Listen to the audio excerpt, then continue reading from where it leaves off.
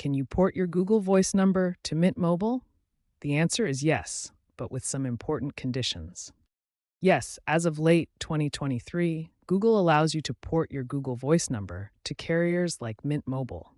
This is a significant change that gives users more flexibility with their virtual numbers. However, not all Google Voice numbers are eligible for porting.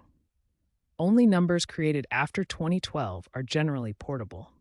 Numbers created before that date may be permanently linked to Google and cannot be transferred. To start, you must unlock the number through Google. This involves contacting Google support and providing verification. Unlocking is usually required for a small fee, typically around $3 from Google. First, check if your Google Voice number is eligible for porting.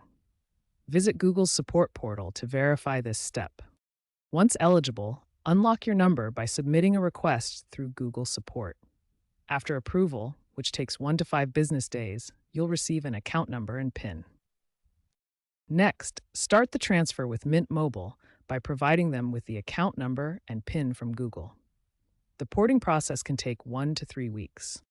Before starting, back up all your Google Voice data, such as voicemails, to prevent data loss. Also, note that Mint Mobile may charge a porting fee.